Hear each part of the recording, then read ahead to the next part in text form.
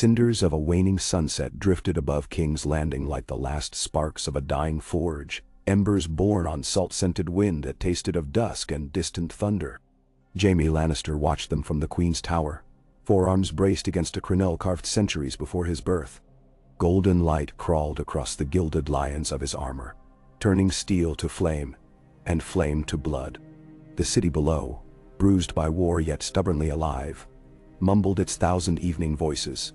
Fishmongers haggling at the river stairs, children racing alley cats between blackened walls, a lone septon calling the hour with a cracked brass bell. Jaime felt every sound in the hollow of his ribs, as though his chest were a cavernary drum beating to the slow-rolling music of fate. He had not slept.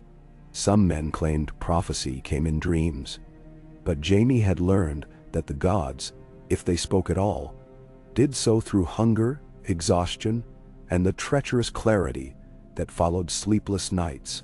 For 3 days and nights he had paced the passages of memory. A king slain, a sister's kiss, the weight of a boy he once pushed from a tower, the scent of wildfire upon summer air.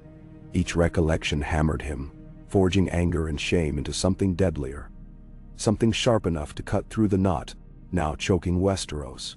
And so, at dawn, he sent a single parchment, seal broken by every gate until it reached Dragonstone. A challenge.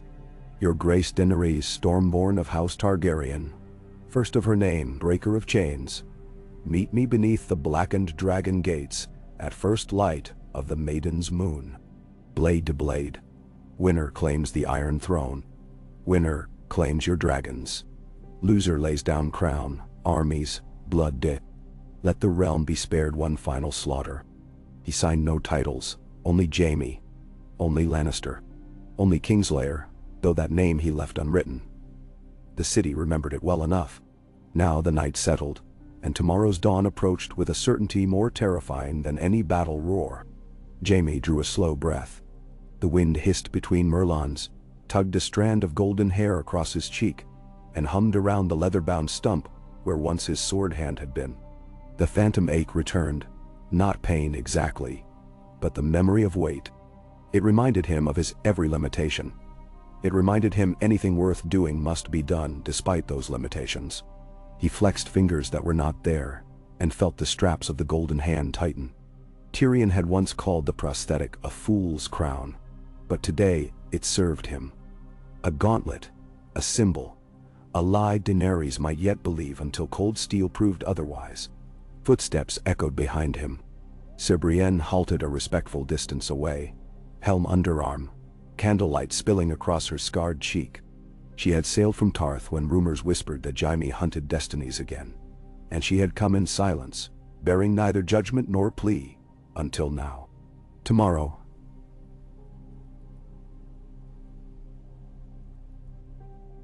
she said, voice deep as winter water. One of you dies. Have you measured the cost? Mensaor. I have weighed it grain by grain, my lady. The scales never settle, and yet they tip. You duel for peace, Brienne pressed.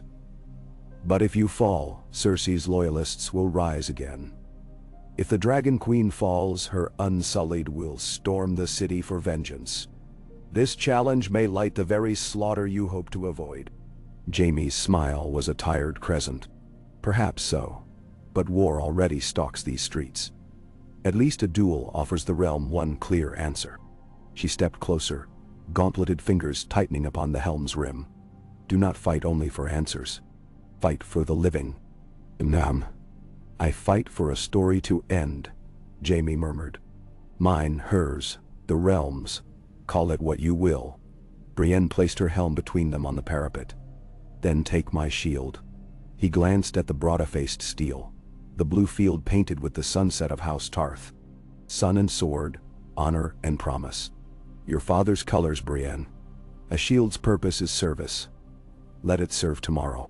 He traced the sunrise painted in gold, thinking of the dying sun now smoldering over Blackwater Bay. You guard your heart too well, he said. If I fall, you will not fall, she interrupted, as though the realm itself depended on those words. But should you, I will carry what's left of peace upon this shield.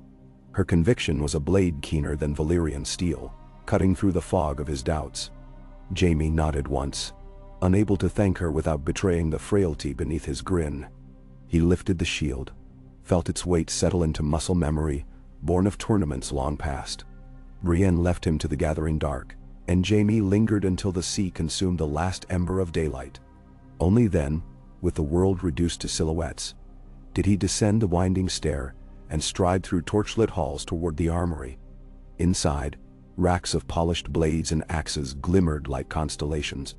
He ignored them all for the sword resting in twilight between two sconces. Oathkeeper. Red and black waves rippled along its Valyrian edge, for the forge had swallowed Ned Stark's ice and birthed two narrower swords, Oathkeeper, and the blade once gifted to Joffrey. Jaime's reflection wavered in the steel, fractured into crimson shards. He had given this sword to Brienne once to keep her vows. Now it returned for a vow of its own. Leather creaked as he cinched the baldric across his Axalian shoulders. The sword's hug felt like a promise, the sort that must be broken to be fulfilled. The night passed in fragments. A goblet of Dornish red left untouched. A parchment where he scrawled 4 words. Tell her I tried, then burned. The distant roar of a dragon circling the city's charred outer wall. A thunderous sound like a cathedral organ. Jaime lay upon a mattress but did not close his eye. When at last black sky paled to indigo, he rose, buckled plates over mail, fastened Brienne's shield to his back, and walked alone through the pre-dawn hush. King's Landing greeted him with wary silence. Soot still stained everything the dragonfire had touched in Daenerys' conquest. Scorched doorframes, collapsed granaries, whole lanes where melted bells lay fused to flagstone. Yet dawn revealed stubborn life sprouting amid ruin, ivy creeping over blackened bricks, traders setting stalls beneath tattered awnings, a girl in sandals sweeping ash from her doorway, as though clearing winter snow. The world persisted, indifferent to the will of queens and kings. At the Dragon Gate, where stone wings jutted 30 feet above the road, unsullied in gray helmets formed a cordon. Their spears barred Jaime's path until Grey Worm appeared. The commander's eyes were dead calm. A shoreless sea. You stand alone, Grey Worm observed. A duel requires only 2, Jaime replied. Dragons do not duel, the commander said. Then let the woman who rides them step forward, and the beast may perch upon her shoulder. Grey Worm's gaze flicked to the shield on Jaime's back, to the golden hand resting upon Oathkeeper's hilt, to the emptiness behind him. He inclined his head once, neither approval nor courtesy, only acknowledgement that a chosen dance approached its music. One silent gesture, and the unsullied parted. Inside the field that once spread before the dragon pit, a ring had been cleared of debris. Tents flanked the west, scarlet for Lannister men loyal to Jaime though few remained. Black and red banners of Targaryen rippled opposite. Between, a line of ash marked neutral ground. Above it, wings eclipsed dawn. Drogon descended, thunder rolled from his throat, and the earth shuddered under talon and sinew. He settled behind a woman in charcoal and crimson leathers, pale hair streaming like banners in the sea wind. Daenerys Targaryen walked to center ground with the absence of hesitation. Her gaze fixed upon Jaime as though she peered through plate and bone to weigh the sum of his shards. Yet exhaustion haunted her, bruises laid by victory's cost, perhaps heavier than defeat. Something in her eyes mirrored the flames smoldering around them, dangerous, mesmerizing, near to breaking. They faced each other within a ring drawn by fear itself. No herald spoke. No priest blessed. Dawn alone witnessed the crossing of fates, its rosy rim bleeding into pale gold as the first sunbeam lanced between combatants. Jaime drew Oathkeeper. The blade caught light. Red rippled across steel like dragonfire swallowed by shadow. He saluted, tip grazing brow, then lowered to guard. Left foot forward. Shield angled. The golden hand remained high, ornamental, yet deceptive. Daenerys unsheathed a slender, Arak-curved blade of dark glass, dragon glass, or something deeper. She wore no plate, only flexible dragon-scale leather, trust in speed replacing trust in iron. Wind sighed. Time slowed. The duel began not with clash, but with a quiet pivot. Jaime circled left, shield leading, eyes locked on hers. She mirrored, weight balanced on toes. Drogon exhaled a plume of smoke, and the world's heartbeat quickened. Faint. Jaime's shoulder dipped. Daenerys slipped sideways, blade whispering air. Steel met scale in sparks. Jaime retreated one step, knees bent. They reset, breathing steady, measuring. Again he advanced, shield thrust low to draw a downward strike. She responded, edge scraping the painted sunrise. He turned the block into a bind, pushing her weapon aside. Riposte aimed at her unarmored flank. She twisted under, hair whipping silver arcs, and suddenly her arak sliced for his neck. Jaime ducked, felt heat kiss scalp, countered with a shield bash powered by hips, not hand. Daenerys staggered half a pace, just enough. Oathkeeper hissed for her throat. She recovered in a blur, parried with the flat, sparks scattering across ash. They parted, chests rising, eyes narrowed. Around them, soldiers held breath. Even Drogon seemed to wait, great head craned on a serpent neck, embers glowing behind dagger pupils. Jaime noted Daenerys' lightness of step, the way she favored right leg when white shifted. An old wound, perhaps. He feigned a lunge toward that side. She answered with swift riposte that nearly found the straps at his armpit. Good, he thought. No easy weakness. A worthy adversary commands respect. He pressed again. Combinations of cuts learned from Daenerys and went. Fluid sequences impossible before the loss of his hand, but rediscovered in countless nights of training with Brienne. Each swing borrowed a little more from hips, back, legs. The golden gauntlet acted as counterweight, as hammer, sometimes as blunt shield as he punched aside her guard. Yet Daenerys adapted with dancer's grace, blade carving crescents, footwork weaving arcs that mirrored Drogon's beating wings. Sparks etched constellations between them. Minutes stretched. Sweat stung Jaime's eyes. Through blur he saw her breathing laboriously now, yet the fire in her stare never dimmed. She pivoted abruptly, reversed grip, slashed for kneecap. Jaime leapt, but too slow. Dragonglass bit through greave, drawing blood. Pain flared, ready-hot iron in tendon. He cursed, slammed shield downward to trap her wrist. She pulled free, leaving a smear of crimson on blue paint. The taste of copper filled his mouth. The world narrowed to sound of blood in ears, clang of steel, distant gulls. He forced weight onto the injured leg. It held. Another bind, close enough to see a tiny scar above her brow, to smell smoke tangling in her hair. He pushed. She resisted, faces inches apart. The realm bleeds. Jaime grunted, voice hoarse. Will you bleed for it? I bled in Astapor, in Meereen, in the Dothraki Sea. Daenerys hissed, exertion blurring Valyrian with Westerosi. Will you kneel for it? He answered with sudden disengage, sliding right, blade arcing.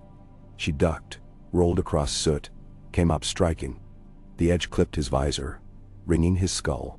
Stars burst behind eyes. He stumbled, boots skidding. Momentum carried her forward. She raised arak high, sun glinting along obsidian curve, descending toward the gap between helm and gorget. Instinct flared white. Jaime's golden hand shot up, catching her wrists. Metal slammed bone. Shock jolted her grip loose. The arak spun away, singing to ground. Before she could draw dagger, he leveled Oathkeeper at her collarbone. For one trembling heartbeat, dawn hardened into crystal clarity.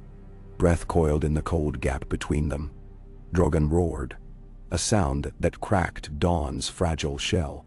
The steam of his fury washed over ring and spectators alike. Sulfur and heat and old nightmares. Wings unfurled. 20 paces of air vanished under shadow. Daenerys did not flinch. She met Jaime's gaze with an afterstorm calm, and her silence weighed heavier than any plea. Yield. Jaime rasped. He realized his sword tip trembled. From fatigue. From memory of wildfire screams. Let the realm choose peace. Behind her, Drogon's talons raked ash. drawing lines like the clawed hand of prophecy itself. Daenerys' lips parted. Dracarys. The word rippled through air like the first note of a funeral dirge. Yet Drogon did not breathe flame.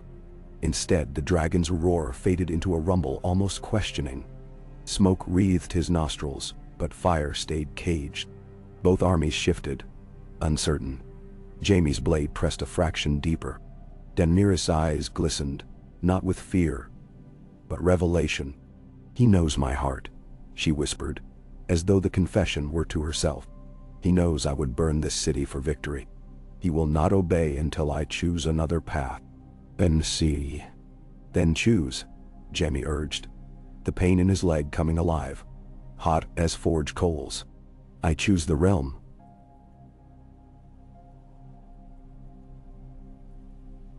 She answered, voice trembling like a tethered hawk about to soar or to break its neck. Slowly, deliberately, she knelt in ash. Blood from her wrist patterned the ground like strange runes. Gasps rippled through unsullied lines. The red lion banners wavered in sudden wind. Grey Worm took one step forward, spear half raised, but stopped at her upraised palm. Jaime lowered Oathkeeper. The clang of its point kissing earth echoed like a temple bell. Relief and dread collided inside him. Nothing in the songs had prepared him for victory that looked like surrender. Daenerys extended her dragonglass blade hilt first. "Take it. Take everything." He reached, closing golden fingers around black glass. It was warm, pulsing faintly. Dragon blood, night starlight, the memory of Valyria. Weapons like rulers carried the past in their weight. Silence reigned for heartbeats uncounted. Then Drogon, immense and terrifying and strangely gentle, bowed his horned head between them. A sound like mourning escaped the beast's throat, and wings folded in supplication. Jaime met balefire eyes and saw, dimly, his reflection engulfed in orange coals. No mortal crown had prepared him for the trust of a dragon. Yet here it was, vast as sky, fragile as forgiveness. "Rise," he said to Daenerys, voice softer than he intended. "Rise and rule with me." She looked upward, surprise flickering like dawn across winter sea. But before answer formed, another sound cut the stillness. The clap of crossbow quarrel against plate. Jaime jerked, spinning. From the ranks of gold-cloaked Lannister guards, an arrow sprouted from Bronstone Dada. Another found steel of Brienne's shield leaning on a barrel beyond the ring. Chaos exploded. A knot of men in crimson rushed forward, blades flashing. Tyrion's voice shouted something lost in thunder of hooves, as a Lannister cavalry detachment galloped through the Dragon Gate, swords drawn. Somewhere, a war horn howled the call to advance. Grey Worm bellowed in Valyrian. Unsullied repositioned, shield wall snapping like iron jaws. Drogon's wings flared, anger reigniting. The fragile moment shattered, dropping sharp edges into every heart. Jaime spun toward Daenerys, but she was already moving, eyes blazing with betrayed fire. Her hand found the dagger at her hip. His golden gauntlet tightened on dragonglass. Around them, the world braced for slaughter reborn. The duel was ended, the question now larger. Trust, once offered, dangled upon arrow knock. Jaime's heart hammered in furious staccato. He raised Oathkeeper, scanning for the hidden archer. A Lannister crest gleamed atop a helm 20 paces away. Sir Adam Marbrand, blade scar lining his cheek, eyes wild with zeal. "You would yield our realm to Targaryen madness?" Marbrand shouted, voice cracking.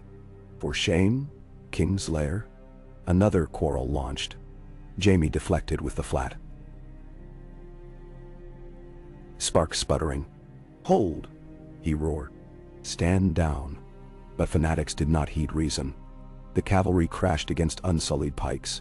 Flesh met discipline, and screams tore dawn's newborn calm. Drogon leapt skyward, scattering men like dry leaves in stormweight. Flame licked edges of his jaws, contained yet rising. Jaime pivoted, searching for Daenerys. She moved gracefully through turmoil, unsullied, closing around her like iron petals. Blood streaked her cheek. Perhaps her own, perhaps another's. Their eyes locked across battlefield chaos. "We end this," Jaime shouted above clangor. "Together!" Daenerys scanned carnage, Lannister horse impaled upon pikes, unsullied spearmen forced back by sheer weight of charging steel, small folk fleeing through broken fences. She sheathed dagger, meeting his gaze. "Then save them," she called, urgency lacing her words. "Call your men." Jaime limped toward Marbrand, shield hoisted, voice thunderous.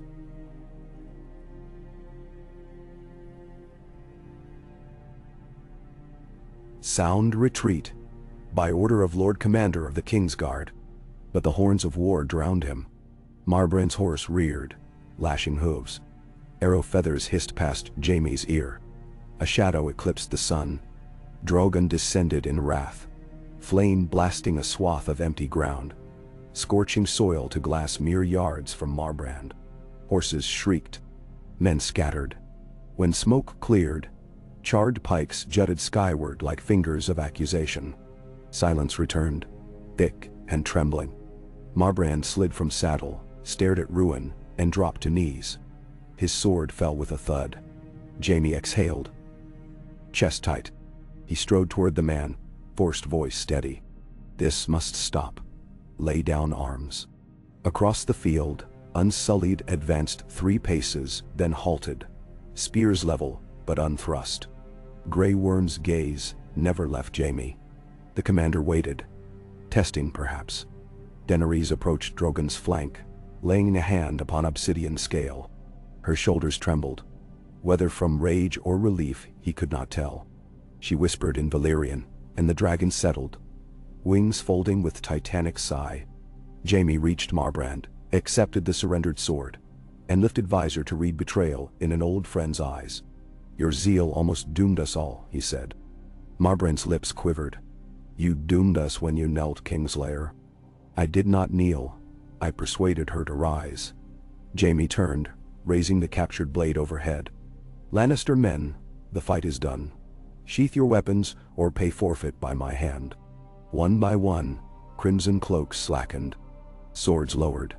A hush blanketed the field, the hush of men realizing their moment for heroism had become the realm's moment for peace. Jaime limped back to center ring. Blood soaked his greave. Each step felt like walking on molten steel.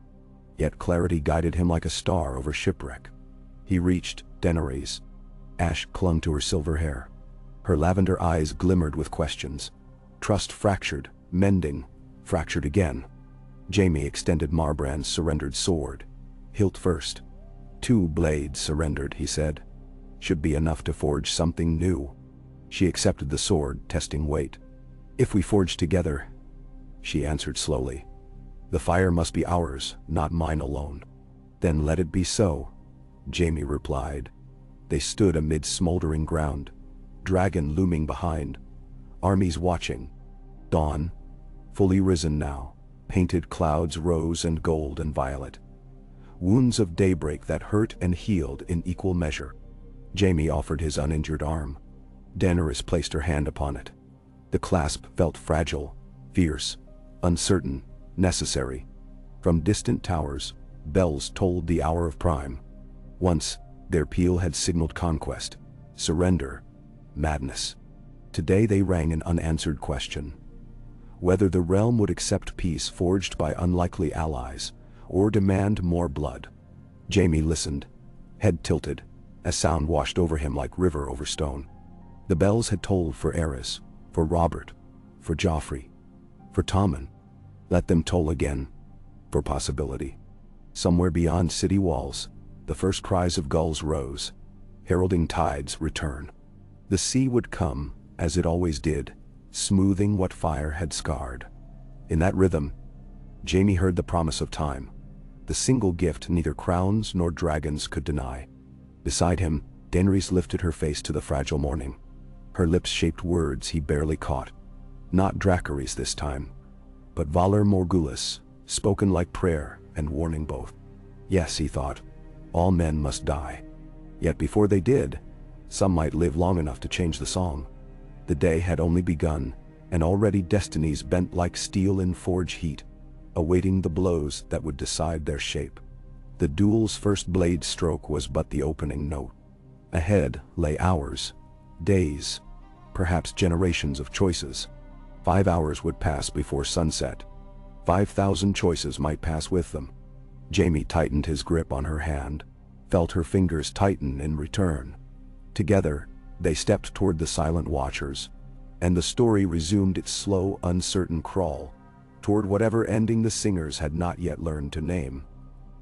Ka. Night air clung to King's Landing like a damp cloak, smelling of smoke, sea salt, and the sour tang of blood newly spilled.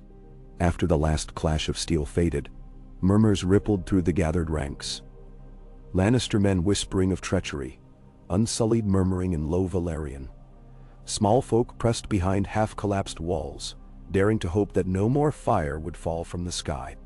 Jaime and Daenerys stood inside the blackened ring, neither speaking, gripping one another's forearms, as though any slackening would let everything around them fly apart.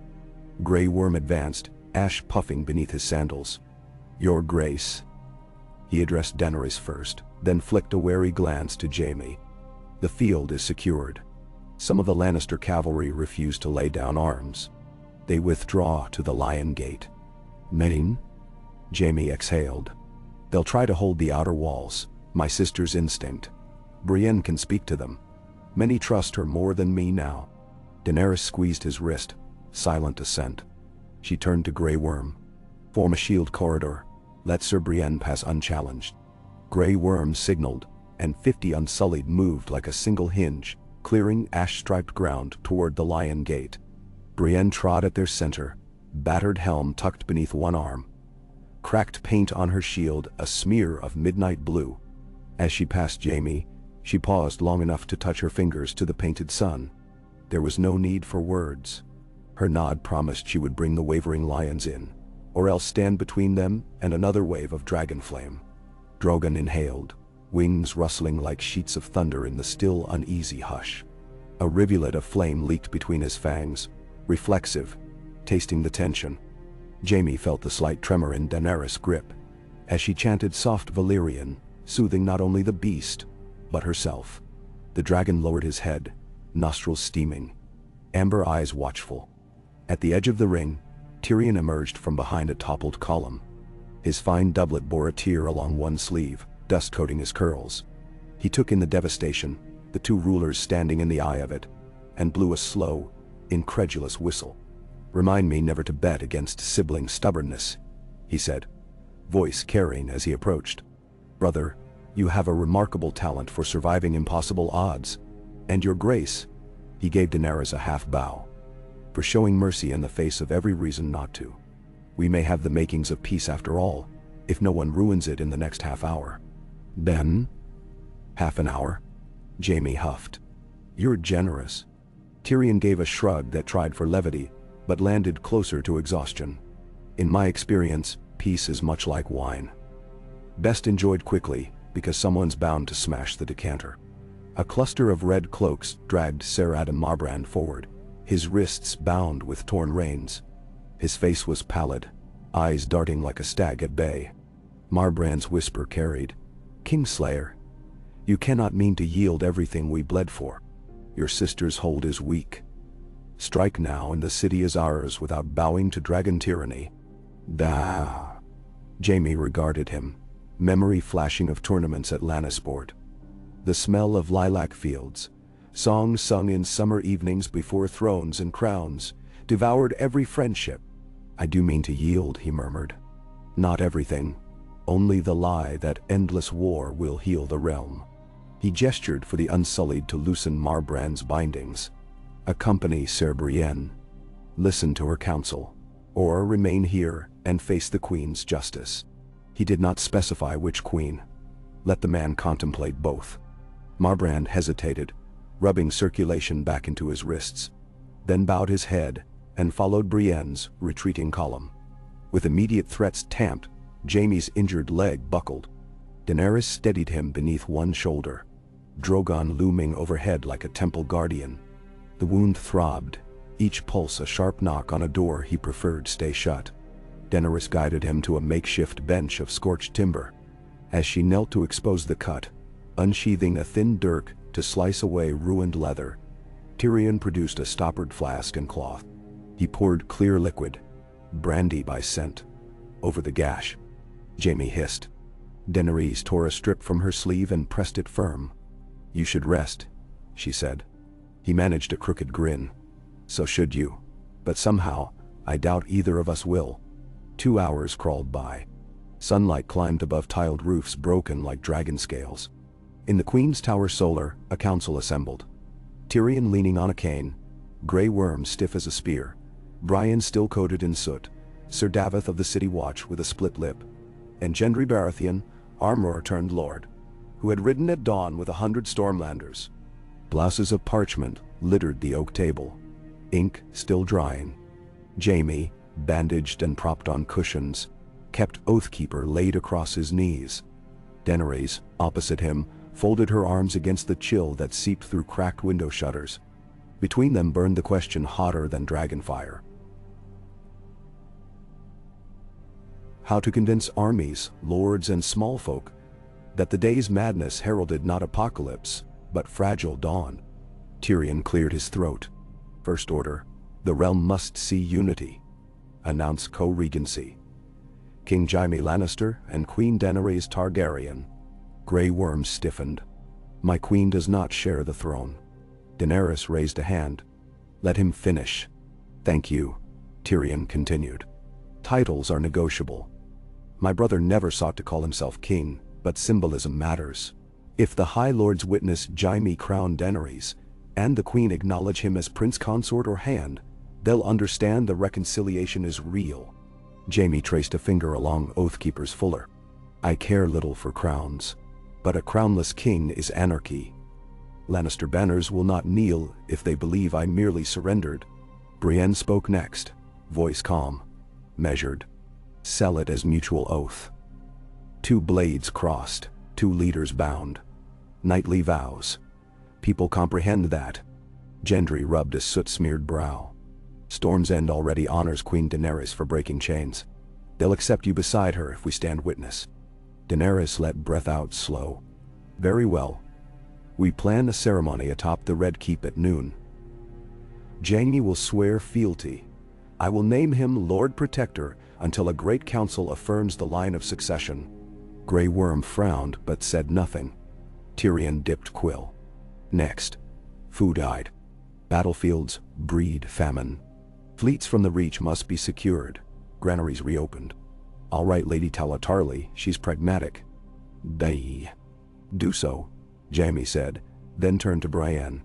Send ravens east to River Run, the twins. The Eyrie? Invite envoys under banners of truce to witness the coronation in a fortnight. Brienne acknowledged with a nod. Daenerys surveyed the room. We must also address the dragons. Many fear them with good reason. Drogon obeys me, but he is not a mere weapon. His presence must reassure, not terrify. Tyrion's eyes twinkled despite fatigue. May I suggest daily flights over the city at dusk? A reminder he guards the peace. Perhaps allow small folk to gather safely when he perches upon the Dragon Pit dome. Thou glimpse his majesty without feeling targeted. Then too. Grey Worm shifted. Risky. Panic could spark stampede. Not if you station Unsullied to keep clear lanes, Tyrion countered. Trust is built by proximity, not distance. Daenerys regarded the dwarf with a faint smile. Very well, we shall try. Sir Davith chose then to speak. Forgive boldness, your graces, but gold cloaks loyal to Queen Cersei still garrison the Lion Gate. Their captain waits to parley but demands amnesty. Bender. Jaime grimaced. What he truly wants is assurance he'll keep his purse and head. Daenerys clasped her hands. Offer full pardon to any officer who swears loyalty by sundown, stripped of prior rank, but retaining wages. Any who refuse will depart King's Landing under escort. No heads on spikes. No children paying father's debts. Grey Worm's jaw tightened. Mercy sat poorly with his soldier's scars. Yet he bowed. It will be done. They adjourned. plans scattered like seeds on cold earth, uncertain which might root before next storm arrived. Noon. A thin column of sunlight speared through the Red Keep's tallest courtyard, falling upon a triangular dais hastily constructed from marble slabs scavenged after the sacking.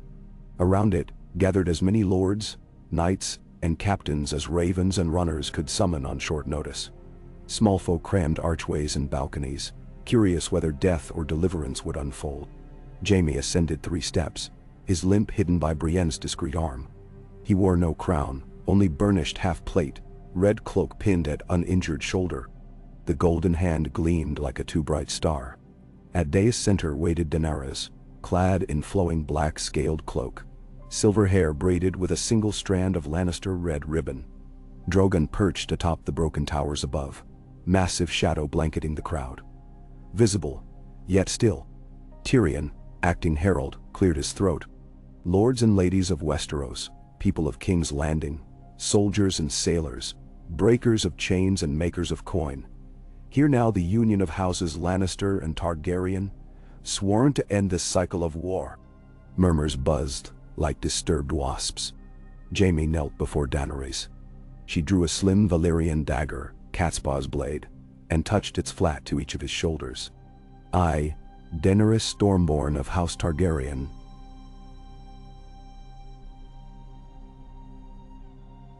she proclaimed,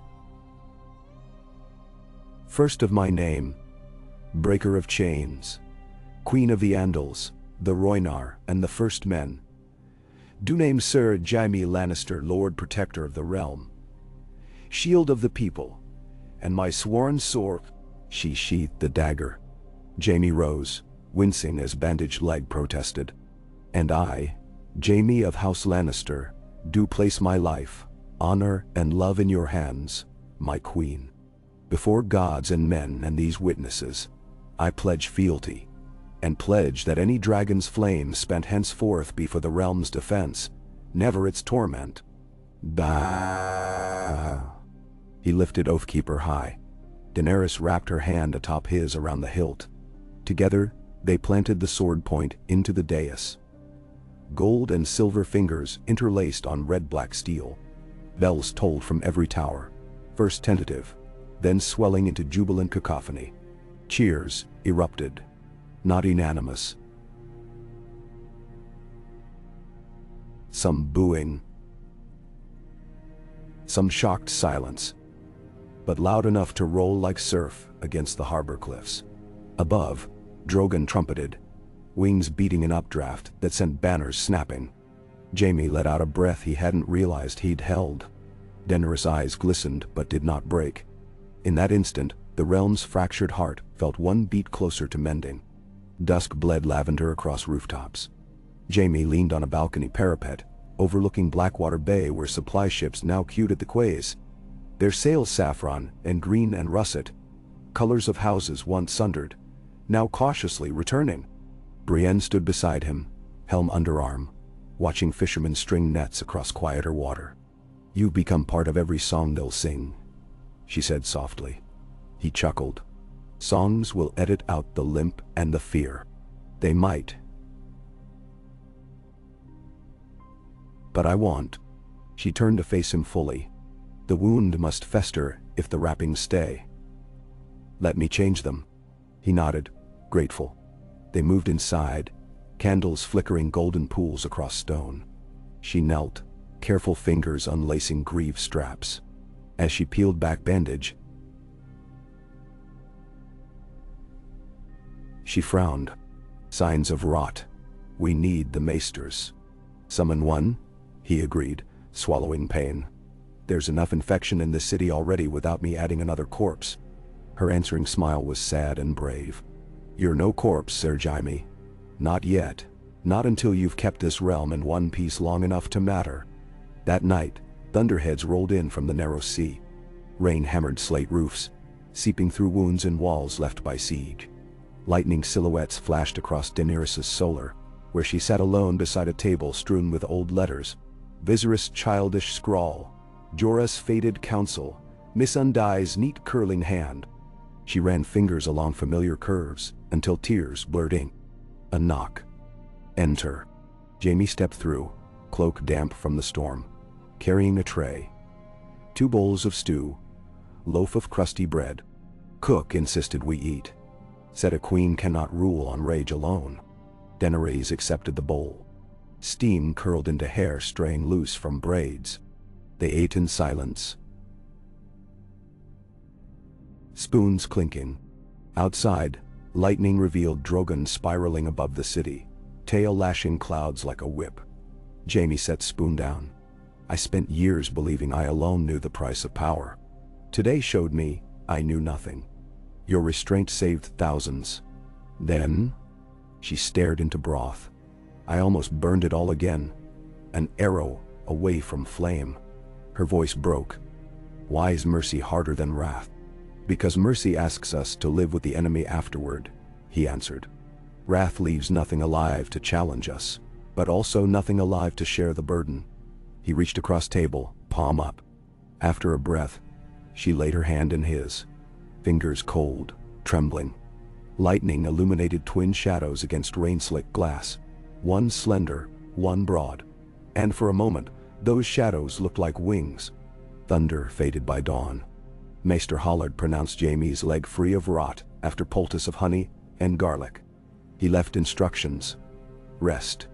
Jaime ignored them by mid-morning, hobbling toward the training yard where unsullied drilled Lannister recruits in shield formations. Brienne supervised, barking commands in a voice large enough to fill the Grand Sept, though it lay in ruins. When she spotted him, she marched over. If you step wrong and split your stitches, I'll strap you to the bed myself. He grinned. Threat noted. Nearby, Gendry hammered glowing iron into spearheads endorsed with both lion and 3-headed dragon. Symbolism beaten into metal. Across the yard, Tyrion stood with parchment and quill, sketching roster lines. He called. We've a formal audience with the Braavosi bankers at high tide. They demand guarantee the crown honors its debts. Tell them, Jaime said, the crown is 4-legged now. Twice as stable, twice as fast. Ha! Tyrion waved quill. They prefer numbers. I'll quote Storm's end grain yields.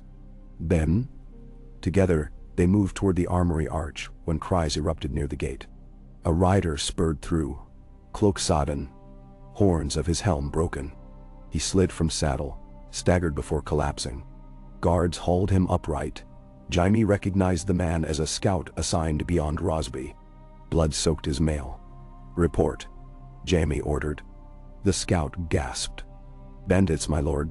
No, not bandits, Golden Company. Remnant host. 2,000 strong. Marching under Blackfire banners. They seized Hayford and hanged the Castellan. Swear Queen Cersei lives, hiding in the hills of Crow's Nest. Then, a hush settled. Tyrion's face paled. Cersei alive. Jaime felt old dread coil like smoke. Part of him had expected her ghost forever. Part hoped death had claimed her beneath the Red Keep's collapse. But ghosts in flesh cut deeper than memory. Brienne's gauntlet tightened on her sword. If your sister leads them, she aims to retake the city. Jaime nodded slowly. And she'll torch whatever remains to sit the ashes.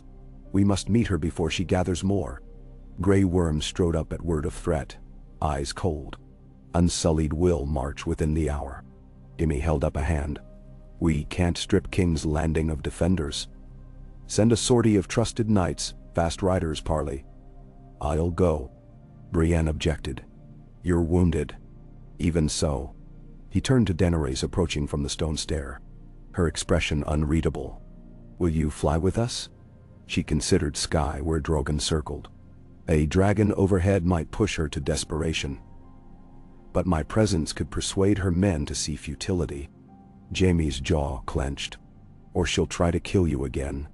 Tyrion spoke quietly. Let me go instead. She might believe a brother, but only if both are present. No. Then we go together, Jaime decided. Small force under banner of truce. Try to end this without more fire. Daenerys' violet gaze searched his. If she refuses, he inhaled. Then I end it. I know the cost too well. They departed at noon. Jaime, Tyrion, Brienne, 20 knights sworn to the new crown, and 50 unsullied scouts. Horses picked through roads, still pocked by siege ruts. Summer's last heat shimmered over yellow fields where burnt granaries rose skeletal. At dusk, they reached Hayford. Its palisade bristled with mercenaries in black mail, golden wyverns on shields defaced by black blood. Parley Horn summoned commanders to the gate. Captain Strickland, missing an eye, a scar left from Drogon's earlier blaze, stood atop the parapet. "Kingslayer," he called, voice reedy with malice. "We hear you married the Dragon Queen. Does she share her bed with cripples now?" Tyrion cupped hands. "Careful, Strickland. You forget a dragon listens." Strickland spat. "Your queen will be our queen when Lioness Cersei cuts out her heart." He stepped aside. Cersei appeared, hair ragged, gown of black scale half torn, but her gaze burned alive with venom. Jaime's chest went hollow. She smiled, a slit in a silk veil. "Twins, you came back to me at last." Tyrion stiffened. Jaime urged his mount forward. Rain cloud dusk painted the broken gate crimson. "Cersei," he called. "Surrender. The war is over." She laughed. Sound brittle. "Over? While the dragon horse sits my throne? Look upon this company." Sellswords. No. No. Liberators. They flock to the true queen. And you, traitor, ride at her side. Then Bissau. Jaime swallowed memories of their last embrace, towers crumbling. "My path was forged by our children's graves. I won't add the realm's children to that count." Her eyes glimmered wet but cold. "You abandoned me beneath stone and flame. I tried to save you. You failed as you always do when it matters." She raised hand. Archers drew. "Leave now. Return to your foreign queen. When next we meet, I'll gift her your head." Tyrion's voice trembled. "Cersei, think of the people. War will carve out what little still grows." Then Tywin. She stared a breath, then spat again. "Let it burn." Arrows loosed. Jaime's horse reared. Brienne shielded him as shafts clattered upon steel. The envoy retreated under a rain of barbs. Behind them, Hayford's gates slammed shut. Jaime's heart pounded louder than hooves. Tyrion rode beside, face white. "She's gone, brother. Gone beyond reason." Jaime's wound throbbed in agreement. "Then we do what must be done." 3 days later, they returned to King's Landing. During their absence, Daenerys had organized grain convoys, begun clearing rubble from the Street of Silk, and ordered reconstruction of the Dragon Pit Amphitheater as a meeting house for guild leaders. When Jaime limped into the council chamber, she rose, reading truth in his expression before words formed. "Parley failed," he said simply. "She intends to march on the city. 2,000 golden company, perhaps more recruits." They pushed west along the Rosby Road. Grey Worm's knuckles whitened on spear shaft. "We ride at dawn. Crush them. Blood breeds blood," Davith cautioned. "Small folk along that road will suffer." Daenerys paced to the window. Evening sun glared off her silver hair. "If I fly Drogon above them, drop leaflets promising pardon, some may lay down arms." Tyrion scoffed. "Sell's words follow coin, not leaflets." Jaime's voice emerged gravelly. "Then remove the coin. Brienne, how many barrels of wildfire remain undiscovered beneath King's Landing?" A hush. Brienne frowned. "None, we hope." "Why?" "The Alchemist Guild kept ledgers. Cersei has those." Jaime's eyes darkened. "If she still holds caches, she could ignite them outside the walls." "Blame your dragon." Daenerys' shoulders squared. "We can't wait. We intercept tomorrow at dawn." "Jaime, your leg." "Holds," he lied. "I'll ride at the vanguard." She did not argue. "Very well. Tyrion, draft proclamation of amnesty for any Golden Company sellsword who surrenders. Grey Worm, prepare 3 cohorts. Brienne, muster Tarth and Riverland Knights to secure refugees' trail." We move. They dispersed, each to duties tempered by looming specter of final confrontation. In corridor's dim torchlight, Daenerys caught Jaime's sleeve. "You said you'd end it if she refused." He met her gaze, tired gold meeting stormlit violet. "I will." Her hand slid to his cheek. "What will it cost you?" "Everything that remains," he answered. "But less than letting this city burn again." Lightning illuminated sky. He thought of prophecy. With every choice, two fires, one within, one without. He prayed to nameless gods that the fire inside burned hotter, lighting a path through darkness rather than scorching it. Pre-dawn mist shrouded fields northeast of the capital. Unsullied spears glimmered like a river of starlight. Lannister and Tarth banners snapped in cold wind. On a low rise, Jaime sat his horse, Brienne beside, Tyrion further back among supply wagons. Ahead, black-scaled Drogon crouched, wings folded tight, steam curling from nostrils. Daenerys stood at the creature's shoulder, her cloak whipping. She nodded to Jaime. He signaled the advance. Drums beat a slow tempo. The army moved, a disciplined tide. By first light, they sighted dust plumes of the Golden Company raiding a hamlet. Smoke rose, a barn aflame. Jaime ordered cavalry to flank, Unsullied to form spear wall upon the road. As they deployed, a horn called from enemy lines. Strickland mounted a black charger beneath a battered standard, red griffin clutching golden skull. Behind him, Cersei rode a pale mare, armor of black steel covering her like a carapace. She drew a sword, Heartader reborn, and raised it high. When she saw Jaime across the distance, she spurred forward alone, horse galloping between armies.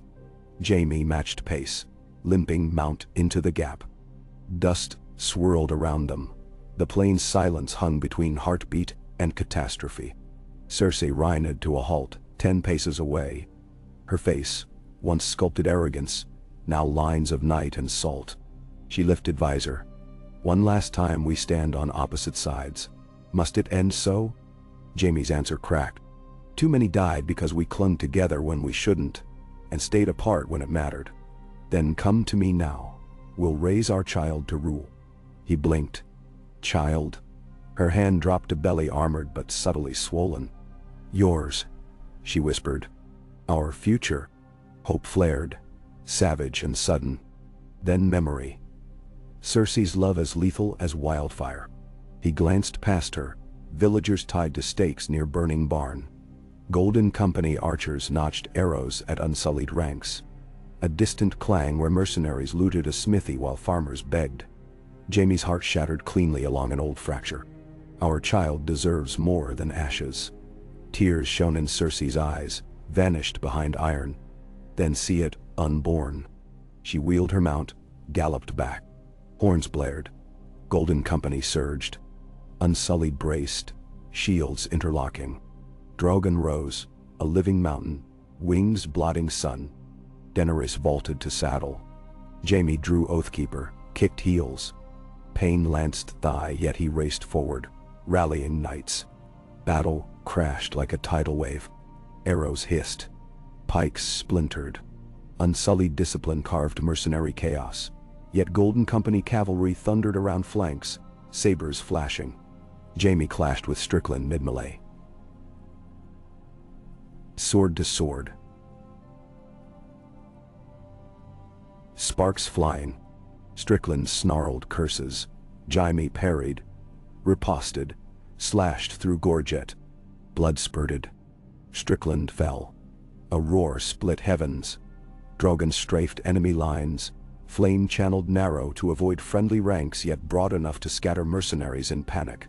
Horses bolted. Smoke blinded archers. Near the burning barn, Cersei directed knights with ruthless precision, exploiting gaps left by Dragon's Pass. She spurred, sword raised toward Daenerys' silhouette on Drogon's back. Jaime saw heart stalling. He fought free of melee, spurred wounded horse across churned mud. Brienne, bloodied but unbowed, followed. Unsullied pressed after. Cersei galloped beneath Drogon's shadow, drawing bow.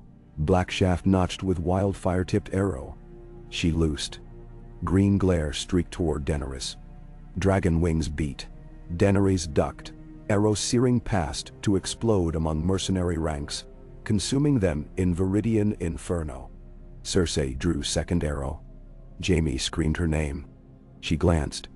Hesitation flickered. That instant, Brienne's lance struck her mare. Horse toppled, Cersei throned. She rolled, rose staggering, sword raised as Brienne closed. Jaime dismounted, limping fast. Brienne, she's mine. Mash. Emor. Knee. Brienne hesitated, then backed away, blade guarding. Jaime approached Cersei across broken ground, soaked by rain and blood. She lifted hard-hitter, eyes blazing. You choose her over me, over our child. I choose an end, he said. He raised Oathkeeper in trembling hand. Lightning crashed, illuminating twisted reflections in her blade. They circled ghosts of memory. First faint. Clash. Cersei fought with fury, but skill dulled by months in hiding. Jaime parried high, bound, riposte. Her blade slashed shoulder. Sparks and blood. He grimaced, stepped inside guard, pommel punched ribs. She gasped, staggered. He pressed. She retreated, boot slipping in mud. Oathkeeper sliced collar of her breastplate, drawing line of red across pale throat.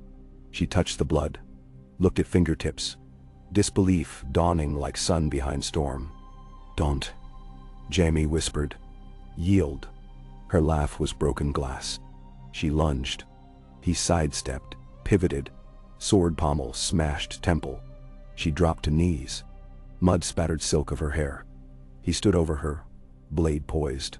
Rain began, soft at first, then pounding, washing soot from armor, blood to rivulets. Around, battle waned. Mercenaries fled, unsullied, rounded captives. Cersei stared up through wet lashes. Do it. Prove you never loved me. Lightning stuttered. Jaime's grip trembled. Memories. Laughter in Casterly rock gardens, shared secrets under mother's tapestries.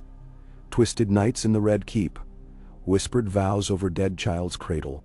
Love and poison, indistinguishable. I did love you, he said, voice hoarse. Enough to end this. He reversed Oathkeeper, drove blade point into earth, dropped to knees before her. Rain drummed helmets, hissed in wildfire embers. He pulled her into embrace. She sobbed once, a sound of shattering porcelain, arms rigid against him. I'm sorry, he murmured. For everything.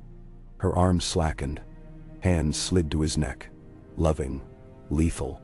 He felt cold steel of hidden dirk press under his jaw. She whispered, So am I. Blade thrust. He caught her wrist with golden hand, twisted. Metal scraped pleasant grove of muscles. Pain sharp, bright, dot. He wrenched knife away, tossed it aside. Her eyes widened. Fear, rage. He pressed hands to her shoulders, held her at distance. It ends, he repeated. Boots splashed. Brienne, gray worm, Tyrion arrived. Unsullied spears behind. Daenerys descended from Drogon's back, cloak whipping in storm wind. Cersei saw the circle close and screamed, sound primal, ripping clouds. She lunged for knife. Gray worm pounced, pinning arms. Jaime stood, Oathkeeper reclaimed.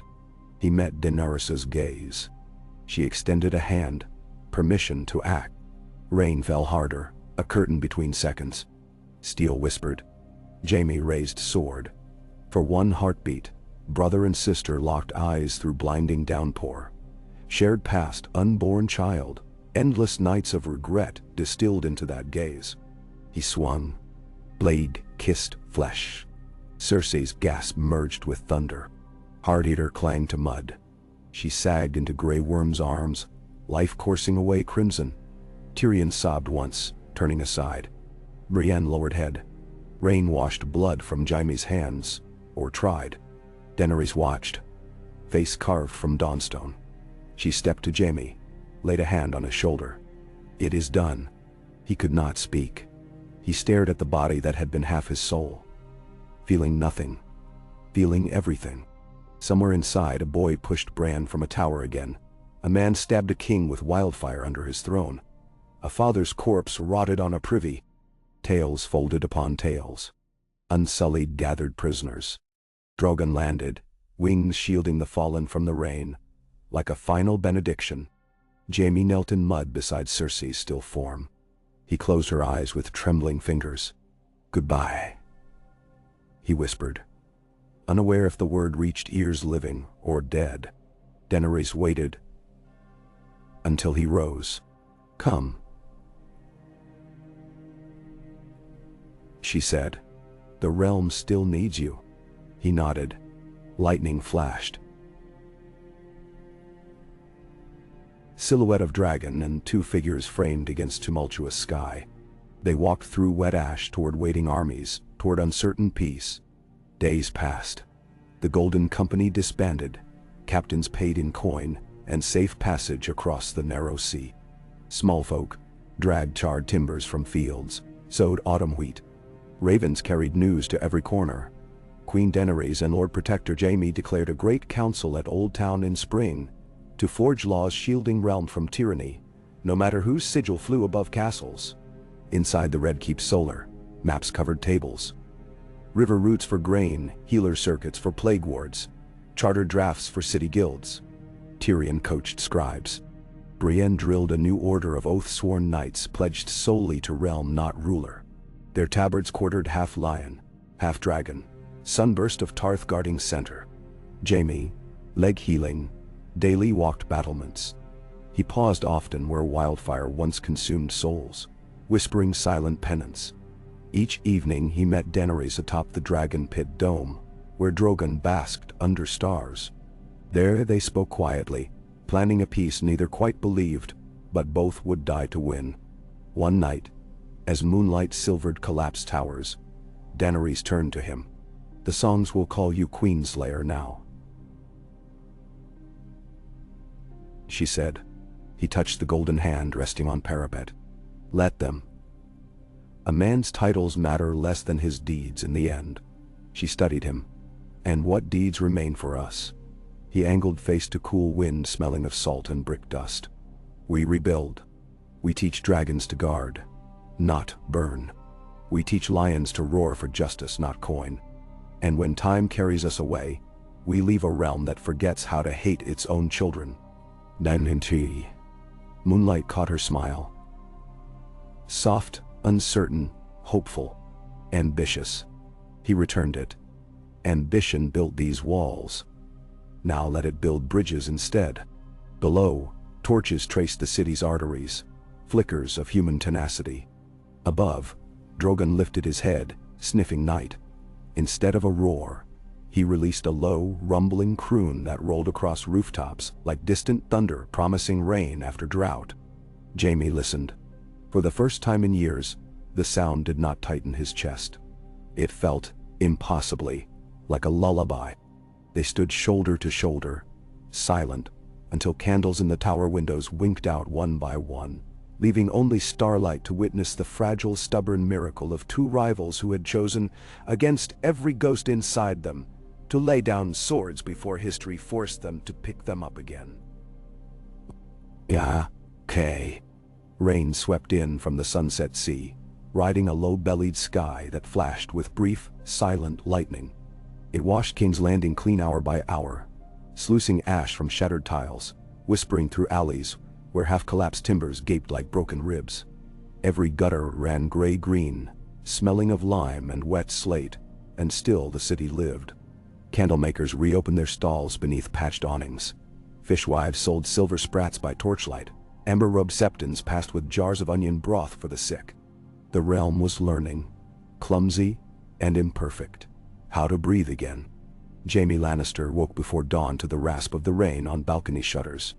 For a moment, he did not know where he was. Only the ache in his thigh, the ghost pain in his severed hand, the scent of moss-wet stone. Then memory settled.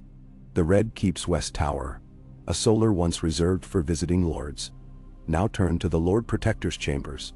The bandage around his leg itched beneath wool, but the flesh beneath felt warm without fever. Maester Hollard's salve worked. though the man's jokes about garlic and goat dung lingered far longer than the smell. He swung his legs off the cot, muttering oaths as the injured thigh protested. The golden hand glimmered dully in candlelight. Outside his door Brienne waited, already in half plate, rainwater beading on her pauldrons. She gave him the ghost of a smile. Half relief, half scold, then shouldered his weight while he buckled his sword belt. Oathkeeper felt heavier each morning. The blade remembered what it had done on the Rosby Road. And so did he. But Dawn would not wait for remorse. They crossed galleries where tapestries once depicting Targaryen conquests had been rolled away for restoration. In their place hung simple linen banners, a lion and a dragon intertwined around a single flowering branch. No one agreed what tree it was meant to be. Some said ancient weirwood, others a sapling from the Reach. But small folk had already taken to calling it the Tree of Second Chances. Jaime thought the name mawkish, yet the image soothed him. Two beasts long at war suspended their claws to let something green grow. On the ground floor, they found Tyrion orchestrating carpenters and scribes in a corridor littered with planks. He waved a half-rolled scroll. Minutes for today's council. We must finalize the great charter clauses on inheritance law before the Dornish envoy arrives. Did you sleep, brother? Ben-Tah. Briefly, long enough to dream of beds without splinters. Jaime eyed the carpenters sawing an archway broader, presumably for the new influx of grain wagons set to roll through the keep for inspection. This place will look like a river-run dovecote if you add any more doors. Better doors than gates. Tyrion tucked the scroll into his belt. Speaking of gates, yesterday's amnesty brought in 200 sellswards. We've work crews clearing siege debris, but they need payment. Ma'am? Daenerys will divert coin from the royal treasury, Brienne said. Tarth pledged enough silver to pay 2 fortnights of wages besides. Tyrion quirked an eyebrow. The Sapphire Isle indeed. Remind me to thank your father's coffers. My father's coffers are mostly pearls and gilt, Brienne replied. Voice flat. Take both, if you please. The realm has greater need than I. They moved on. Down a stairwell that smelled of damp parchment, across a courtyard where unsullied drilled gold cloaks in non-lethal crowd tactics. Grey worms stood at the yard's edge, arms folded, watching recruits practice with lath swords tipped in white paint. Each strike that left a smear across a sparring partner's hauberk marked a lethal wound in real battle. The exercise ended fast.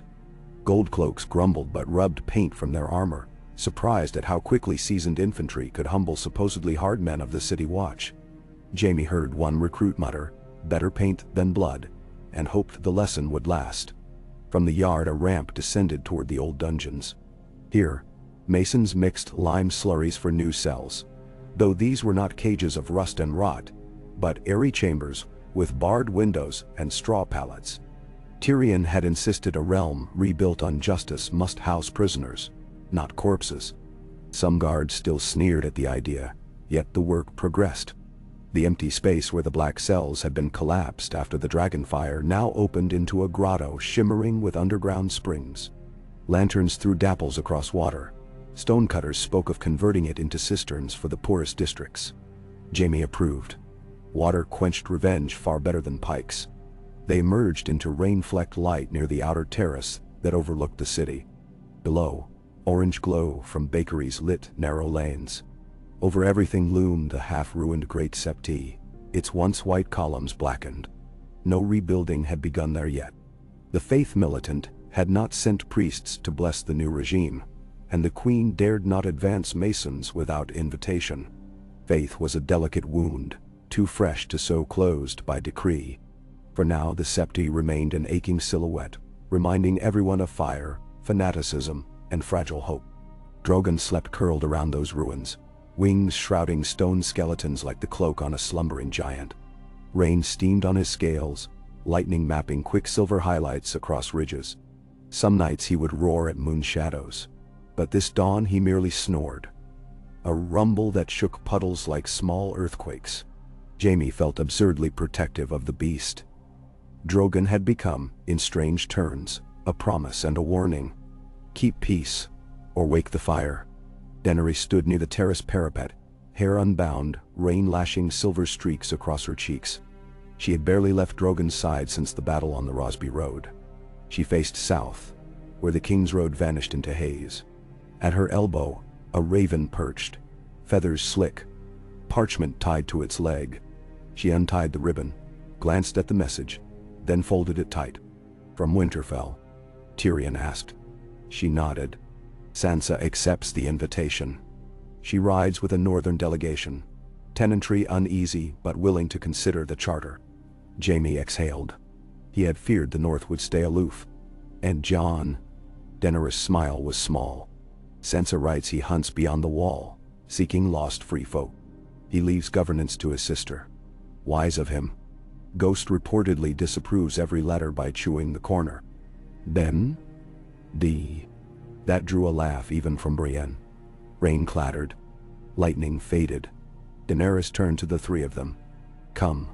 Council waits, and the realm won't patch itself."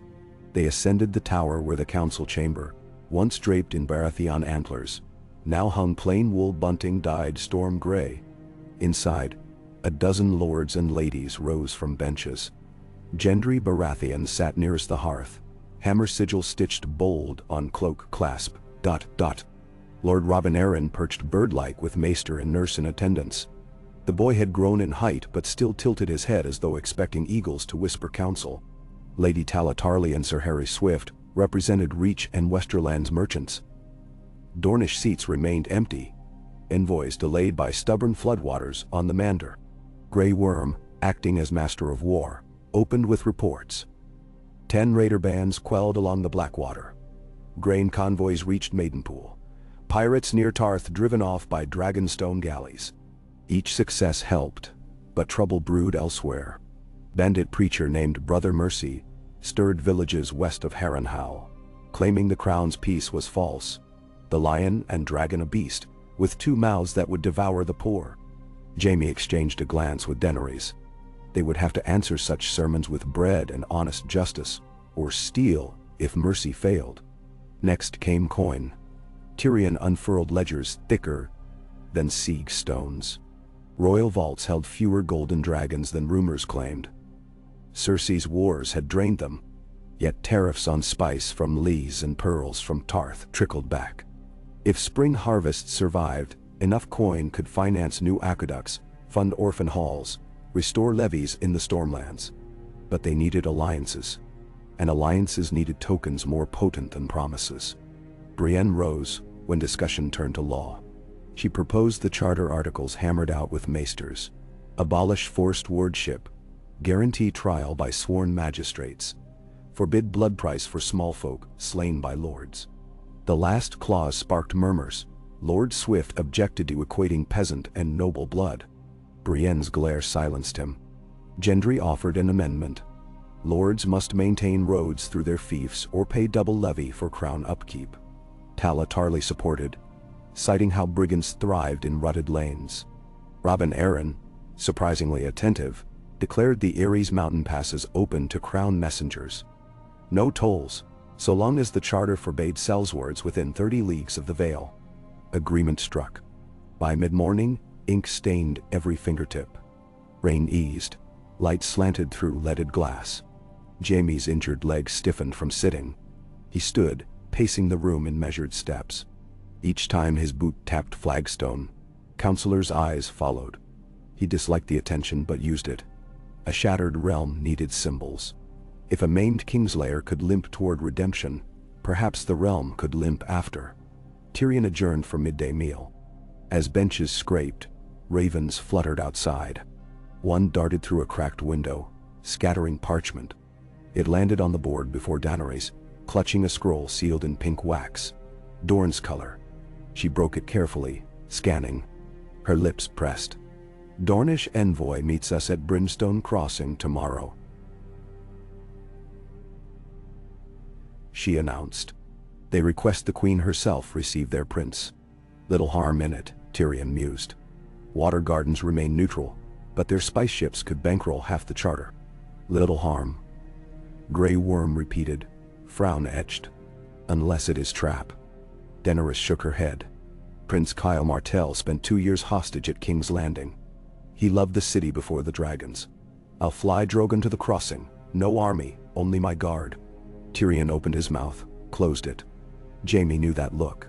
The dwarf feared risk but also understood symbolism. Daenerys meeting Dorne in person would broadcast new trust. Yet an ambush could rekindle war.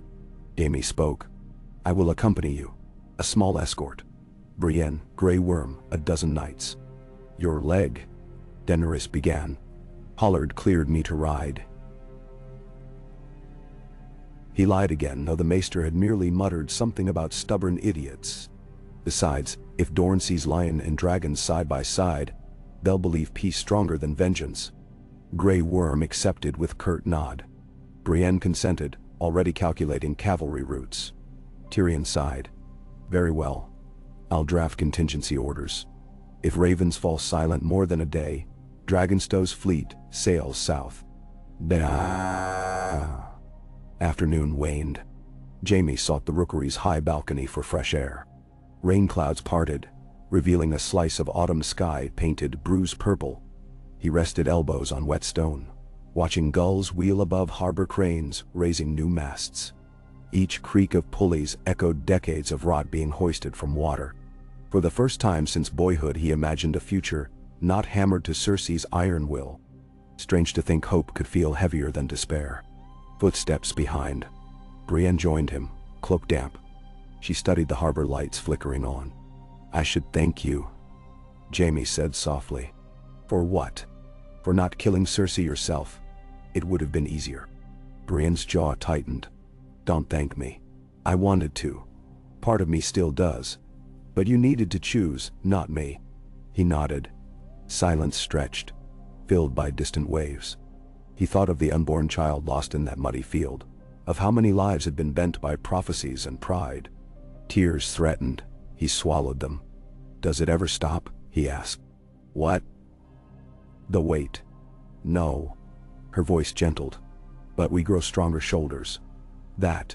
Or we stagger together. Then toll. His laugh cracked like dry bark. Then stay near, Sir Brienne. I wobble enough for two. She gave him one of her rare smiles, shy as dawn. I won't stray. Below, the hull of a newly christened ship slid into water, painted prow a dragon entwined with lion. Crowd cheers drifted up, thin but earnest. Jaime let the sound carry him forward. Night settled. He dined with Daenerys in a private alcove beneath colored glass panes that once cast lion shadows at sunset. Now the panes were replaced with clear lead lights. They ate stew of river trout and leeks. Neither spoke of ghosts. She asked about Casterly Rock's collapsed mines. He asked about Astapor's new council of freedmen. Conversation meandered to trivialities. Which herbs revived soil better? How to coax Dornish figs to grow in royal gardens. Ordinary talk felt extraordinary. Tomorrow, she said finally, swirling wine. Dorne will test our oath. Are you afraid? Oh, assassins. He considered. More a failure. If we misstep, every house waiting to see us stumble will raise banners again. I have toppled kings. Building one realm feels harder. She touched his good hand. We build together. He squeezed back. Gold meeting silver. Sleep came restlessly.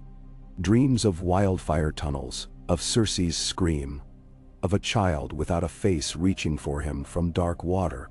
He woke before dawn, dressed stiffly, buckled armor. Brienne met him in stable court, horses saddled. She wore the four-quartered tabard now adopted by the new order. Lion, dragon, sword sun, and a pale-spoked wheel symbolizing justice turning. Grey Worm joined with 12 unsullied, spears capped in cloth so as not to alarm villagers. Daenerys arrived last, pale cloak billowing. She mounted Drogon with effortless grace. The dragon crouched, wings half spreading. Rain had ceased, clouds shredded into ribbons. They rode at sunrise, hooves drumming cobbles. City gates opened. Small folk lined streets, waving scraps of white cloth. Some shouted blessings. Light guide our queen. Heal the realm, Lord Protector. Children tossed petals, scarce as autumn flowers were. Jaime wondered if gratitude could be grown like wheat, if sown in enough minds. Beyond walls, the Rosuad curved south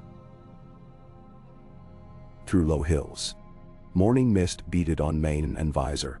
Brimstone Crossing lay a long day's ride near a sulfur spring, whose steam stained the air yellow. There, the Dornish delegation would wait, if messages proved true.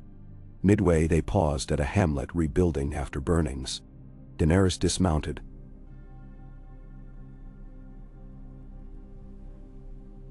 spoke with women gathering herbs, promised grain relief. Children gawked at Drogon perched on hillside like a fortress come alive.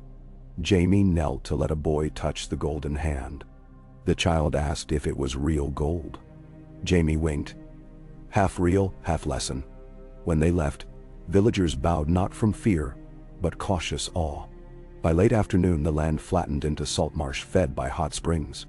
Steam ghosts curled above reeds. They smelled brimstone before they saw tents. Tall silken pavilions dyed sunset orange, banners of red sun-pierced spear. Dornish spearmen lined the causeway, helms crested in violet plumes. At center stood Prince Kyle Martell, lean in scale armor, the color of summer sand. Daenerys landed Drogon outside bowshot, dust swirls rolling off wings. Jaime and escort approached on horseback. Both parties halted 10 paces apart. Wind stirred. Prince Kyle swept off helm, curly black hair damp with sweat.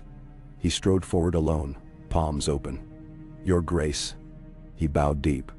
Dorne greets Queen and Protector. Daenerys inclined her head. Prince Kyle, welcome north. The realm hungers for friendship. He smiled wryly. Friendship and water, in equal measure. May we speak where steam does not choke. She gestured to a low hill crowned by withered pines. They climbed with honor guards trailing at respectful distance. Jaime limped slower than he liked. Brienne hovered unobtrusively. At the crest stood a stone slab, ruin of an old watchpost. Overlooking the springs, sulfur vapors tinted the sky jaundiced gold. Flocks of flamingos lifted, startled by dragon shadow. Prince Kyle produced a scroll. Trade terms, marriage proposals, border corrections. But first he unrolled a narrow silk. The bones of Rhaegar Targaryen, he said quietly. Dorne kept them safe. We return them so that his line may rest. Daenerys pressed fingers to silk. Tears glazed lashes. My brother's song brought blood and fire. I will see he sleeps by the sea in peace. Jaime watched, throat tight. The gesture could soothe half King's Landing's ghosts. Negotiations danced. Dorne would open Planky Town Harbor for northern grain in exchange for exemption on spice tariffs. The crown would fund wells in the deep desert, sand steeds for royal guard horses. Most delicate. The prince proposed a betrothal, his youngest sister Elia to any child Daenerys might bear, sealing alliance a generation on. Daenerys answered that the decision belonged to heirs unborn. Still, she accepted the spirit of promise. Then Kyle's tone sharpened. One matter remains. Justice for the mountain. His ghosts still ride our dunes. Then? Jaime stiffened. Sir Gregor died for his crimes. Died and rose a monster at Cersei's whim, Kyle shot back. Oberyn Martell's daughters demand recompense. Daenerys' voice cooled. Blood cannot raise the dead. Cersei paid with her life. If Dorne seeks vengeance against corpses, there is nothing to grant. The prince paced. Vengeance? No. But Dorne asks that your grace forbid any future practice of necromancy within these realms. No maesters corralling revenants, no sorcerers raising shadows. Such blasphemy tore my house. Jaime relaxed. That I can support. Daenerys agreed. Add it to the charter. The dead will remain dead, and the living will shape tomorrow. Prince Kyle bowed. Then Dorne stands with the crown. He extended a hand. Daenerys clasped first. Jaime laid his golden hand atop, forming a circle of flame, metal, and sand. Steam gusted, parting mist like a curtain. Across the marsh, shadows moved among reeds. A half-dozen archers in camouflaged cloaks. Brienne's warning shout came an instant before twang of bowstrings. Arrows hissed. One shattered on Jaime's pauldron, another glanced off Brienne's helm. Grey worms spearward, skewering a hidden assassin. Chaos erupted. Dornish guards spun, confused. Prince Kyle barked in his language. His men rushed to flank. More arrows aimed for Daenerys. Drogon roared, wings unfurling. A single arrow struck his neck, harmless against scale yet enraging the beast. Flame erupted, turning reeds to glass. Jaime drew Oathkeeper.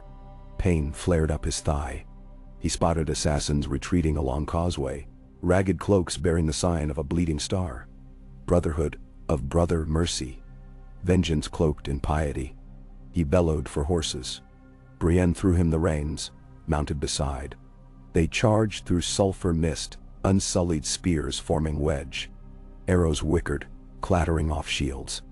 Jaime's horse crashed into muck. He rolled free, grimacing. Brienne dismounted fluid. Shield raised. They advanced on foot. Oathkeeper's red-black steel shone beneath lowered sky. An assassin lunged with curved dagger. Jaime parried, slid blade through rib. Another sprang from cattails. Brienne bashed with shield, cracking skull. Steam burned lungs but hid approach. Grey Worm's cohort executed precise pincer, impaling 2 men, driving 3 toward marsh edge, where Drogon's flame cut escape. The last assassin stumbled, cloak ablaze, dropped crossbow to kneel. Jaime yanked him upright. Beneath hood, a boy scarcely 15, eyes wild. "Mercy for the faith," he rasped. Jaime stared. The child trembled, expecting death. Something inside the king's lair, long calcified, shifted. He dragged the boy back to dry ground. "Take him alive," he ordered. Grey Worm hesitated, then bound wrists. Drogon's smoke dwindled. Prince Kyle approached, expression torn between apology and fury. "These were not mine," he swore. "My scouts saw no strangers." Jaime clapped his arm. "The faith has long reach. This proves our cause righteous, or they wouldn't fear it." Daenerys landed, eyes blazing. "No more children dying for dead queens." "Grey Worm," see the lad questioned, gently. Shock flickered in the commander's stare, but he bowed. The delegation regrouped. Rain threatened anew. Jaime's wound bled through fresh stitches. Daenerys brushed knuckles across his cheek, concerned, stark. "You need rest." "I'll rest when peace holds longer than a sunrise." He winced as Brienne tightened binding on thigh. Prince Kyle commanded his spearmen to escort them north to the city. Night fell early, obscured by thunderheads. They camped on high ground. Fires crackled. Jaime leaned against a tree, pain dull but insistent. Across glowing embers, Daenerys fed the captured boy stew, earning wary gratitude. Brienne polished her sword in silence. Prince Kyle drank spiced wine with Tyrion, plotting festival games for Old Town's council. Hope rekindled, but blades remained unsheathed near pillows. Sometime after midnight, Jaime limped to stream for water. Moonlight painted reeds silver. He knelt. Splashed face. When he rose, Brother Mercy himself stood across the brook. A tall figure draped in brown cowl hiding features. Jaime's hand froze on hilt. "I come unarmed," the stranger called. "I seek audience with the Kingslayer." "Lord Protector," Jaime corrected, straightening tautly. "A title forged in sin cannot hide its ore," Mercy said. Voice soft. "Neither old nor young. The realm rots because men like you sheathe swords in oaths made of paper. Only fire can cauterize. Enough fire has bled this land. Not enough to purge it." Mercy lifted an amulet. A 7-pointed star cracked down the middle. "The faithful will rise. Your queen's dragons will burn, or the world will." Jaime drew Oathkeeper half-inch. "Spare me sermons. What do you want?" "To offer choice." Mercy tossed a parchment across stream. It landed at Jaime's boots. "1 fortnight shall. Dissolve alliance with the Dragon Witch. Surrender her beast to holy judgment, or every sept in Westeros shall light with wildfire gifted by martyrs." Oh! Lightning flickered, revealing carved symbols on Mercy's cowl. a burning sword. Jaime's stomach lurched, visions of green fountains devouring streets. "I will not bargain with fanatics," he said. "Then count the days." Mercy stepped back into fog, vanished like myth. Jaime glared at the parchment, hesitated, then grabbed it. Wax seal shaped like a tear. Inside, a map marked with 7 stars. Locations of septs across the realm. If threat proved real, millions hung in balance. Dawn found the camp alarmed by Jaime's discovery. Daenerys read the scroll, face hardening. Wildfire caches under septs. Impossible. The Alchemists' Guild swore only Cersei controlled them. Cersei whispered secrets to the High Septon once. Tyrion mused. Pale. If fanatics seized that knowledge. Brienne tightened her sword belt. "We have a fortnight to disarm bombs hidden in houses of worship across half a continent." Grey Worm rallied riders immediately. Scouts fanned outward with messages. Prince Kyle volunteered Dornish sappers versed in catacombs. The boy prisoner claimed ignorance but offered to guide them to Brotherhood cells near Harrenhal. Jaime ordered him guarded yet treated kindly. Fear turned better than cruelty. They broke camp, racing north. Rain resumed, drumming urgency. 2 days to King's Landing. On the ride, plans formed. Divide forces. Daenerys would fly to Old Town Starry Sept, Jaime to the Riverlands, Brienne to the Reach. Grey Worm remained to protect capital. Tyrion would coordinate Raven relays. Each team must unearth wildfire, disarm, or flood it. Failure at 1 star doomed thousands. Back in the city, bells sounded not for celebration but warning. Small folk shuttered windows, murmurs spreading of divine reckoning. Faith militant cells resurfaced, painting burning swords on alley walls. Jaime convened emergency council. Some lords urged ruthless crackdowns. Others begged in negotiation. Daenerys paced like a caged flame. "We answer terror with resolve," she said. "Not dragonfire on innocence. We save septs, show the faith we guard all souls." Gendry hammered fist on table. "And if they ignite anyway?" Jaime met his gaze. "Then we bleed putting them out before they spread." Maester Hollard produced diagrams of sept basements, archived since Aegon's first landing. Alchemists summoned, claimed limited stocks remained in ancient vaults beneath each holy site. Enough to shatter a district. Jaime felt chill. Even one success by fanatics could collapse peace. Morning of departure dawned stark and clear. Drogon bore Daenerys west in thunderous flight. Scatter of clouds tearing around wings. Jaime watched until speck faded, then swung into saddle. Brienne rode east. Prince Kyle left south to warn Dorne's chapels. The city seemed suddenly hollow without them. Ravencoats filled sky with black wings. Tyrion moved among handlers, dictating missives. Face drawn but determined. Grey Worm organized cistern crews, ordering river barges loaded with river water, limestone, blankets, to smother green fire should worst come. Jaime and a company of 50 knights thundered north along the Blackwater, fording swollen creeks. Day blurred into night, under racing moons. At each village sept, they paused to search crypts. Torches smoked in damp chambers where stone angels watched. Some alcoves yielded old amphorae of wildfire, dust upon wax seals.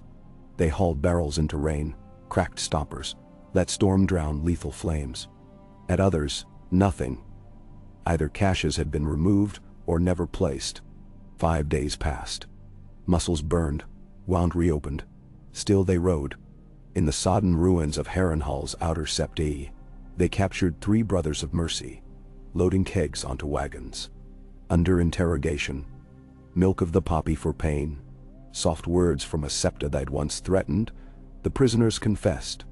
Caches in 7 great septs time to ignite at full moon, 8 nights hence. A master alchemist disguised as a mendicant oversaw them, traveling by secret tunnels. Jaime dispatched riders to warn Brienne and Daenerys. He pressed on to the Sept of the Trident in Fairmarket, where rumor said blue-robed monks were sealing catacombs. Arriving at dusk, they found doors barred, smoke leaks at window cracks. Inside, green glow pulsed like heartbeat. Flames had already been lit. Panic threatened men, but Jaime forced calm. They battered doors with crossbeams, rushed into furnace heat. Wildfire tongues licked aisles, murmuring. Knights formed bucket lines from river, but water hissed useless. Jaime remembered stories.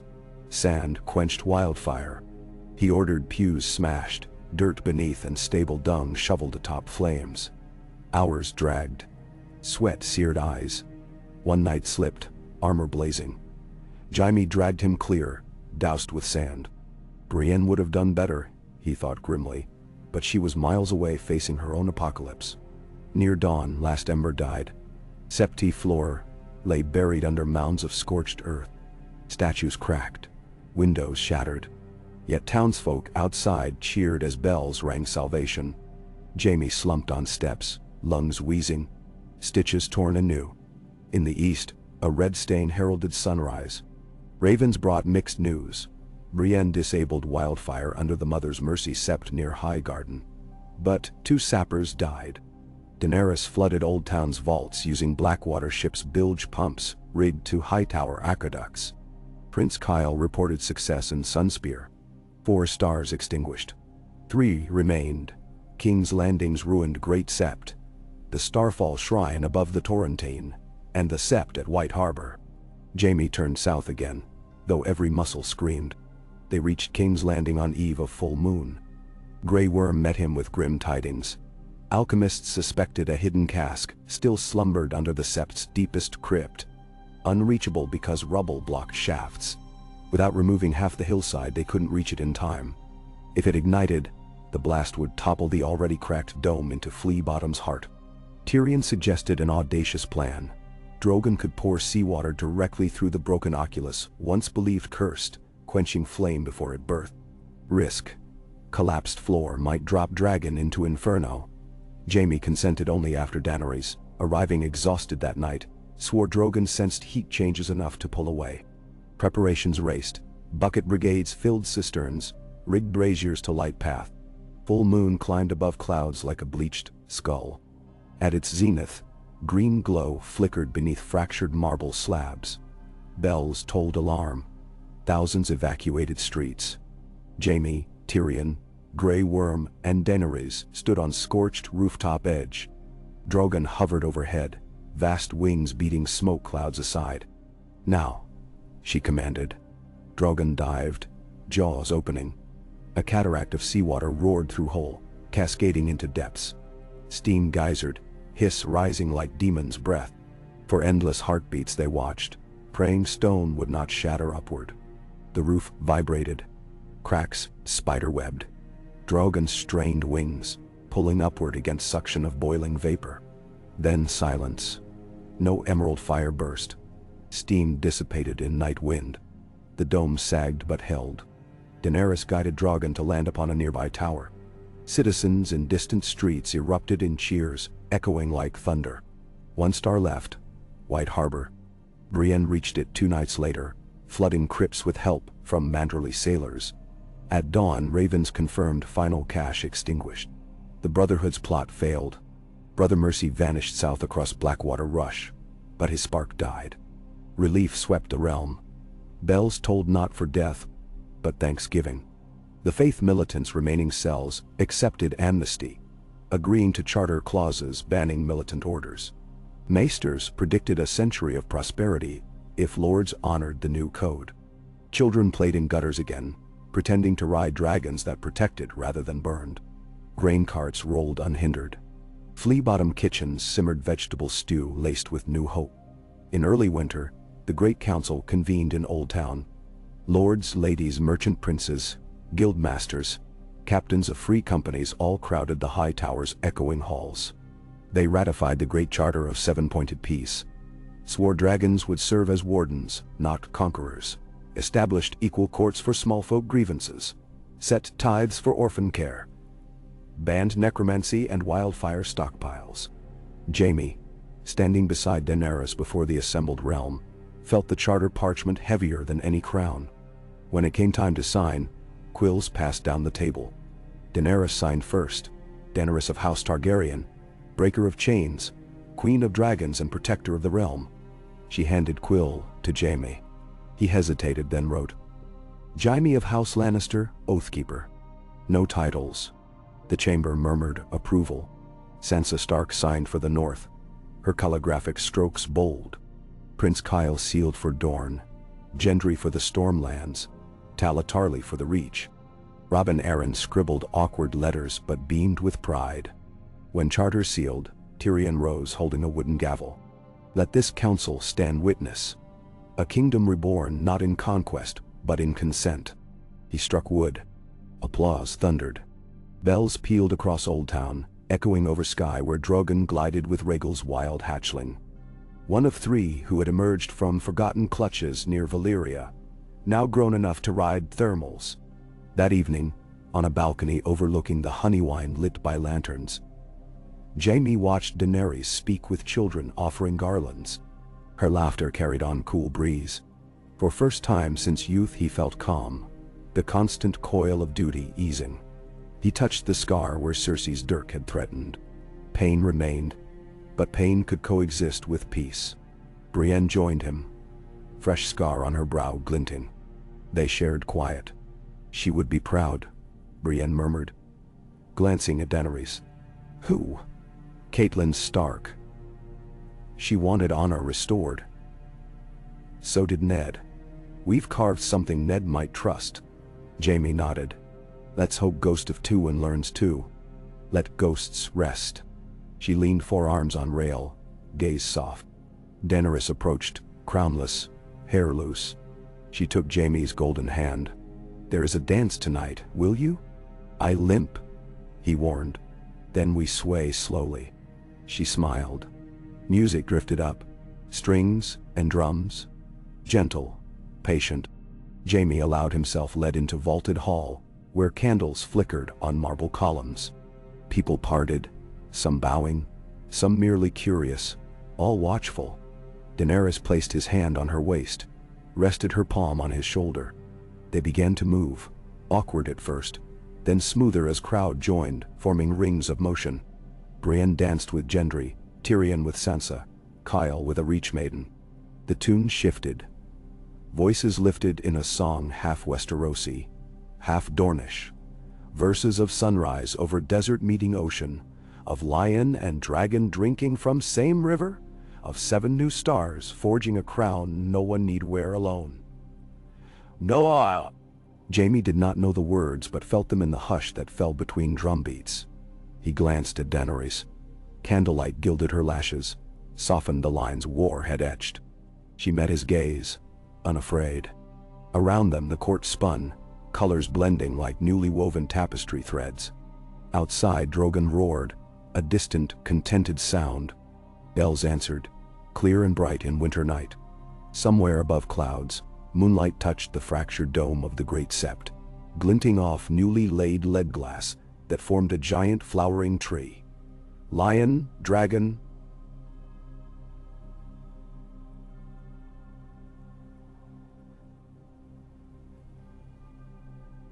branches reaching skyward. Under its quiet glow, the realm slept uneasily but peacefully, for the first time in a long age. And if scattered embers still smoldered in dark corners, fanatics plotting, lords nursing grudges, distant threats beyond the sea, they would be met by swords sworn to oaths stronger than iron. Mercy given not as weakness but as choice. Strength wielded not for dominion but for growth. In that fragile window of calm, Jaime Lannister finally understood the lesson of every blade he had ever raised. The sharpest edge was the decision not to swing. He tightened his arm around the queen, guiding her through another turn as music rose. Heartbeats aligned, a broken realm slowly stitching itself to a new rhythm. And for tonight, at least, there was nothing else but the dance.